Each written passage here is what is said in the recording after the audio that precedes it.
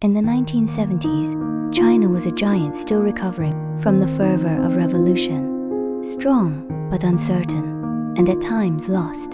By the 1990s, it had become a nation bursting with energy, racing toward the world with a speed few could have imagined. What force powered such a dramatic transformation in just 20 years? The answer circles back to one name: Deng Xiaoping. Today we won't focus on titles or official accolades. Instead, we'll step into history itself through pivotal decisions and daily routines, to understand how he used his resilience and insight to turn the wheels of Chinese history. To understand Deng Xiaoping, one must know his legendary 3 falls and 3 rises. These weren't merely personal up and downs. They were the crucible in which a statesman was forged.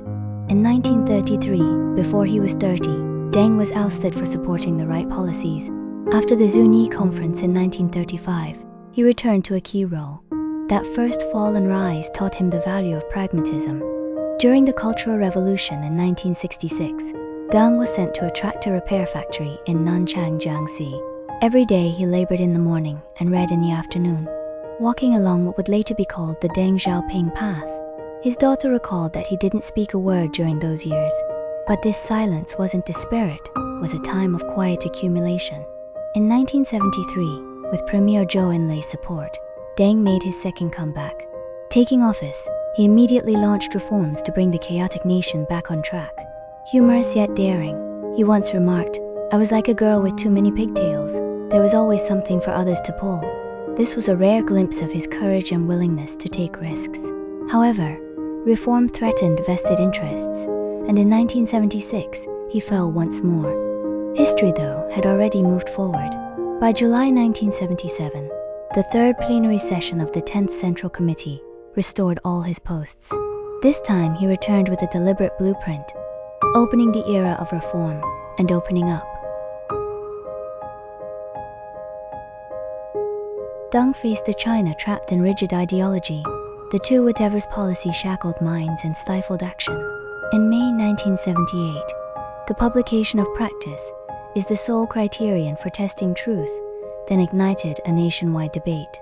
Deng stepped forward, stating firmly, "The question of truth standards is a matter of ideological line, a political issue, one that concerns the future of the party and the country." At a central work conference soon after, his speech, "Emancipate the mind, seek truth from facts, unite and move forward," became the centerpiece of the third plenty session of the 11th Central Committee. This marked China's pivot from class struggle as the core to economic development as the center. When controversies arose during reform, Deng offered a simple principle: don't argue, act. Debate wastes time, action achieves results. This allowed millions to move forward unburdened by ideological disputes. First, restoring the National College Entrance Exam. In 1977, Deng decisively reinstated China's National College Entrance Examination after a 10-year suspension, telling educators, "This year we must allow high school graduates to be tested directly, no more mass recommendations." This single decision reshaped the futures of countless youths and rebuilt China's talent foundation. Second, rural reform. Facing stagnant rural policies, Deng supported small-scale experiments like Shaogang Village's household responsibility system, noting, once rural policies were relaxed, productivity soared quickly. The reform unleashed rural productivity across the country. Third, establishing special economic zones. In 1979, Deng backed Guangdong's plan to create special economic zones, saying, "The central government has no money, but we can give you policies. Go and make it happen. Find your own way forward." When skeptics questioned the approach, Deng personally visited in 1984, praising, "Shenzhen's growth proves our policy is right." Fourth, promoting nationwide reform and opening up. Reform and opening up was a profound transformation driven by Deng Xiaoping. At the end of 1978, the third plenary session of the 11th Central Committee established economic development as the nation's central focus, and formally launched the policy of reform and opening up. Domestic reforms began in the countryside, with the introduction of the household responsibility system, which unleashed rural productivity. On the international front, China's opening to the world started with the creation of special economic zones. In 1980, Shenzhen, Zhuhai, Shantou, and Xiamen became the first 4 zones, followed in 1984 by the opening of 14 additional coastal port cities.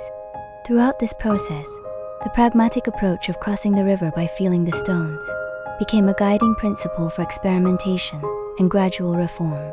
Together, these decisions propelled China's shift from a planned economy toward a market-oriented one, laying the foundation for decades of sustained economic growth. Fifth, the Southern Tour. At 88, Deng visited southern China in 1992, delivering remarks that cut through uncertainty. Planned economy is not socialism. Capitalism can be planned. Market economy is not capitalism. Socialism can have markets. Reform and opening up must be bold and experimental. Don't hold back. Don't be afraid to take risks. These speeches energize reform, removing lingering doubts.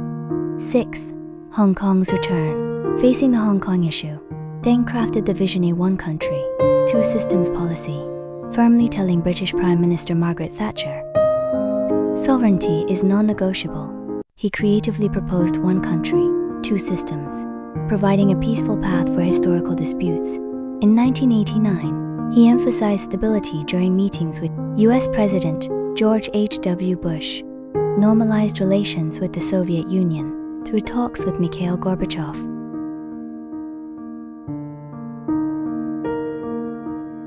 Behind the grand history, Deng's personal charm was equally memorable. He simplified profound truths.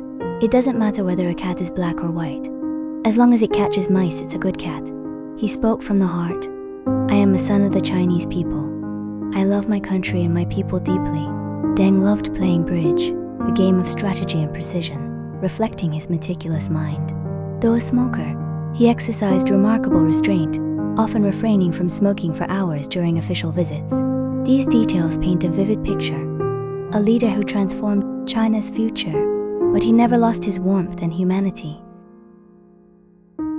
From the Deng Xiaoping path to the broad avenue of socialism with Chinese characteristics, his life was an exploration of national destiny.